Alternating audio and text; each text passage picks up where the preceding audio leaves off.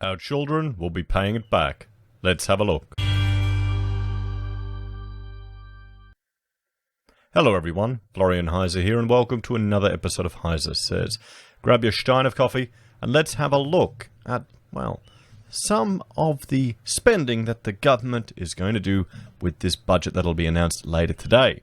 Now, I plan to do a live stream where we can discuss and go through the budget tonight after the government does its official announcement or it's put up in Parliament.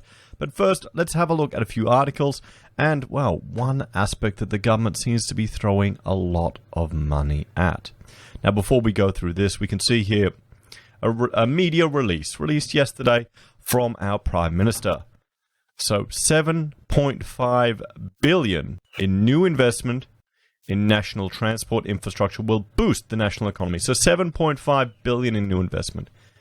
There's talk of the deficit being between $200 and $300 billion, everyone. There's talk of government debt reaching $1 trillion here in Australia. When's it going to be paid back? Will this be a debt that we're burdening future generations with? Will my children and your children have to pay it back? And the question that they'll be asking, was it worth it? Was it really worth it? Was all this intervention, all these restrictions, all these businesses and livelihoods and people's lives destroyed worth it? I think we'll start to question that more and more. But I'm also more concerned. I think you've got a whole raft of nutcases out there just salivating at the amount of government control and intervention and wishing they could achieve that for their own political ends. So sadly, this precedent has been set. Maybe we'll see repeats of it in the future, more scaremongering. So, they plan to deliver safer roads and create thousands of jobs as part of the federal government's pandemic economic recovery plan. Well, here's the thing. It's billions of dollars of new infrastructure spending, and we'll look at all the different examples in every state and territory. They're just throwing money out there. But these are roads. If they're not used, is it worth it? Would you rather see transport and infrastructure spending, or maybe looking at ways to reduce our power costs, or maybe reducing the tax burden on people? I know you're seeing all these things in the media, about people going, I earn big money, I don't need a tax cut. Well, fantastic. Just voluntarily pay that extra amount of money back to the tax office since you think they're smarter at dealing with your money than you can. If you had extra money and you want to support a good cause or a charity or education or hospitals, you could donate it to them directly and then think about how much more efficient it would be than going through all the government machines. But people don't talk about that. It's never mentioned, isn't it? It's just about this class struggle, which is kind of ludicrous because, you know, you've got some people on the left who are earning significant amounts of money. It's a funny world. It really is, you know. It's more about control and freedom, really. That's what it is. It's authoritarian government and liberty-focused government. That's really what the struggle is. And more people want to give up their freedoms, it seems, here in Australia, to the government, just under the guise of safety, because they're afraid and they're scared and they want someone else to take care of them. And sadly, I think that's going to manifest. Well, it'll be interesting to see how this Queensland election, which has just been announced, how that'll turn. Because Frankly, I'm a little worried, and I think our Labor Premier will get back in. Although she's not the most exciting person, I think she'll get back in.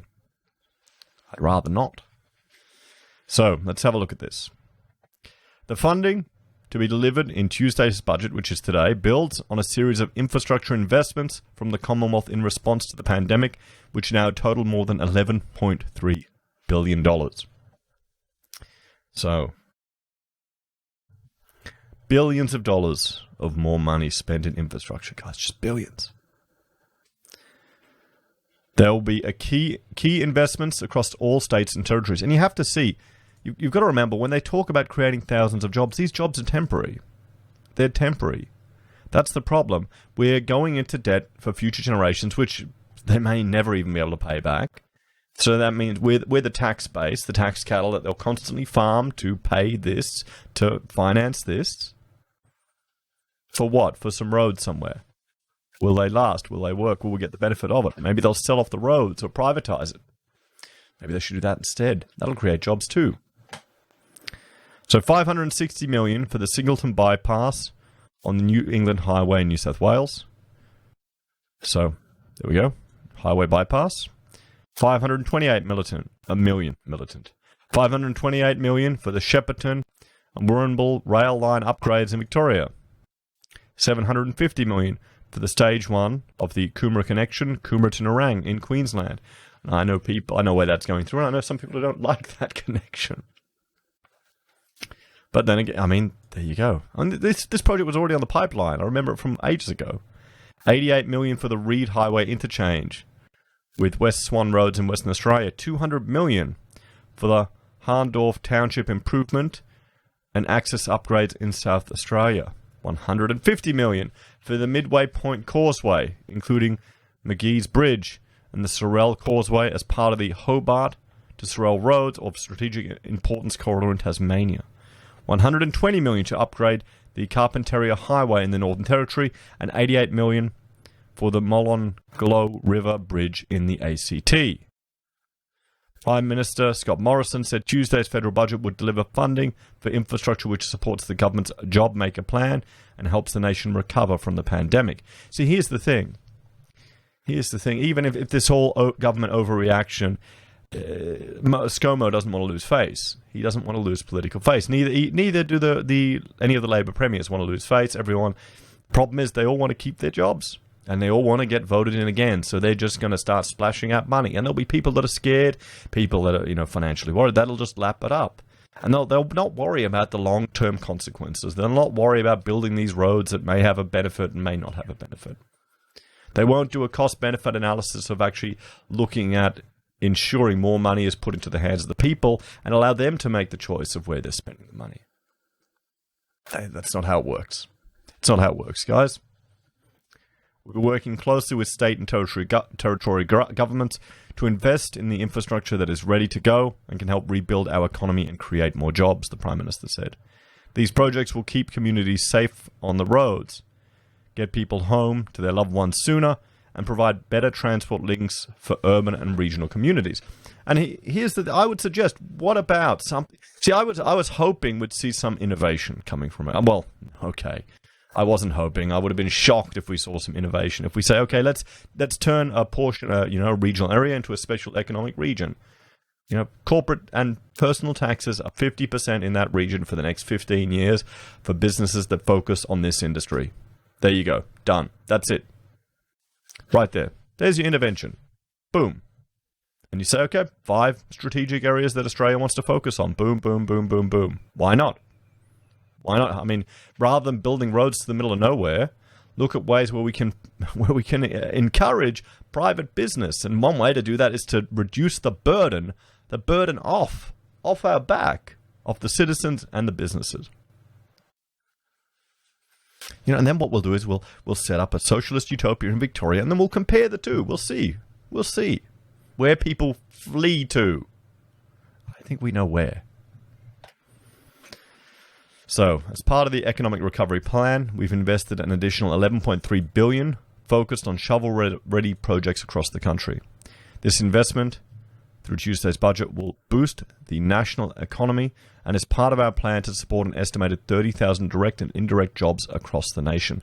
That's not that much for $7.5 billion, everyone. $7.5 billion. Frydenberg said the government is focused on creating jobs and rebuilding our economy. Now, here's the thing. You've got some people who believe it's the government's job or role to create jobs and secure people. And then you've got other arguments, and this is probably where I would more align, where it's the government's job to act as a caretaker and ensure, a minimum level of civil discourse and protection of private property rights. And then to step out of the way. Because the government can't create jobs.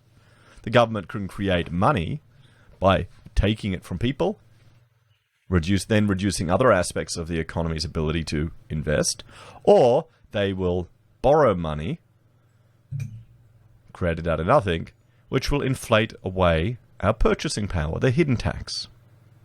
And this is why when people are talking more, there's more concern about bank bail-ins I see going around. And frankly, I'm not even worried about it anymore. I think they're just going to inflate away. They'll, if anything like that happens, the government will just hand out money left, right, and centre. We've seen it now. It'll become a political issue if anything's at a close to risk. The banks will write out some scare articles, and then boom, all of a sudden you'll have Mortgage Keeper 3, or, Job Keeper will jump. The biggest thing is there's going to be calls for UBI. But Australia is such a tall poppy country.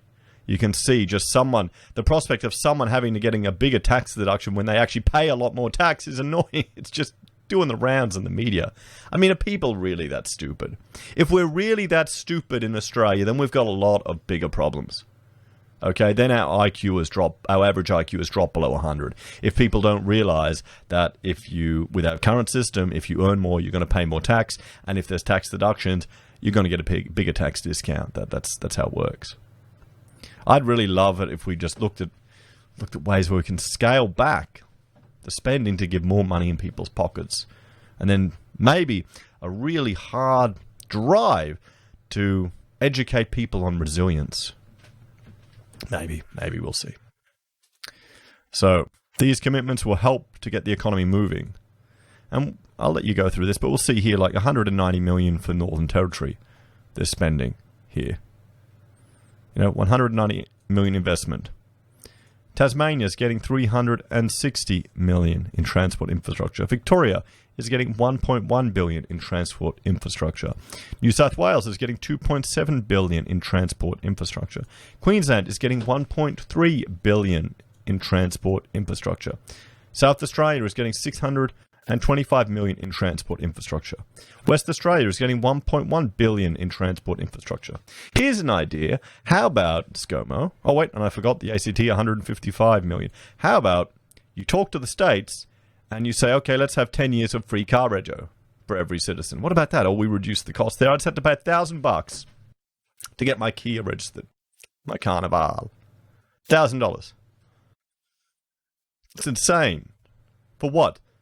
What? There you go. I mean, come on. Let's find ways to get more money in people's hands. But that doesn't buy votes as much, does it?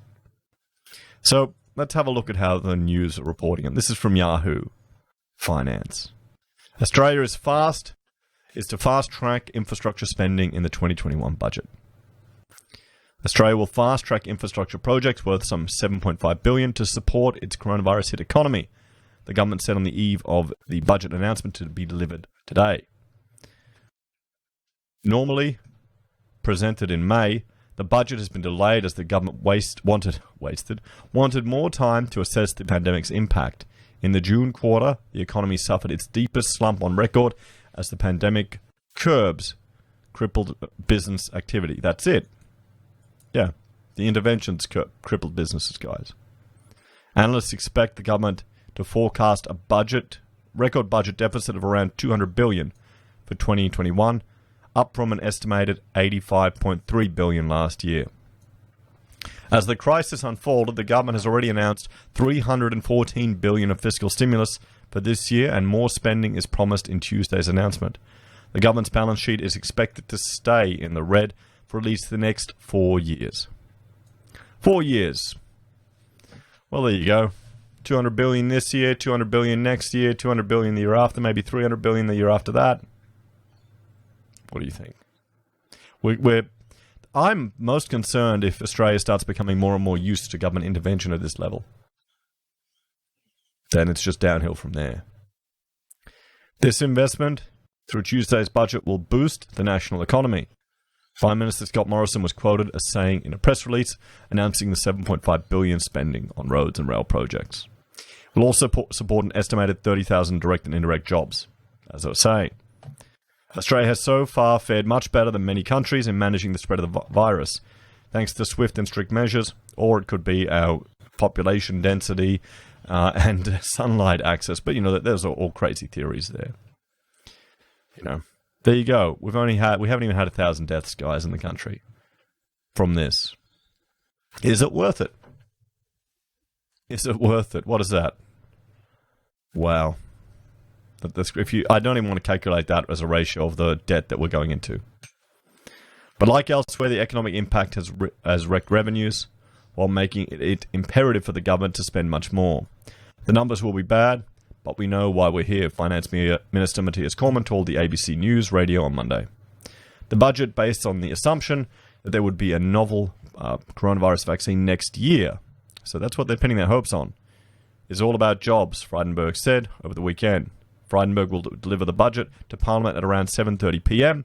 on Tuesday. So what we'll do is, if that's the time when it's being delivered today, I'll organise a live stream for that, guys. I'll organise a live stream for that. It also includes tax cuts, incentives for hiring and investment, and spending on manufacturing, tourism, and banking. The budget will be judged on the ability to create and sustain jobs and keep business in business, rather than being judged on meeting specific fiscal and economic forecasts, Craig James, chief economist at ComSec brokerage firm, said in a research note. So there we go, everyone. There we go. One aspect of the big budget splurge to address the 2020 recession. And our children will be paying it back. What do you think? Do you think it's a good thing? Do you think the government should just spend? Or should we take our medicine now so it isn't as bad as later? Are they just kicking the can down the road for later? They're just pulling back future economic activity to now. Let me know your thoughts and opinions in the comments below. Please like, share and subscribe to the channel, and join me for tonight's live stream where we'll watch Parliament discuss this.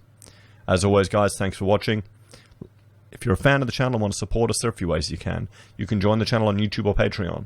You can support us using our affiliate links at Amazon, eBay, Independent Reserve or Kucoin. You can buy merch from HeiseSays, use Gore Pass from the Perth Mint, or support us via PayPal. Take care, guys. Have a great day. I'll see you next time.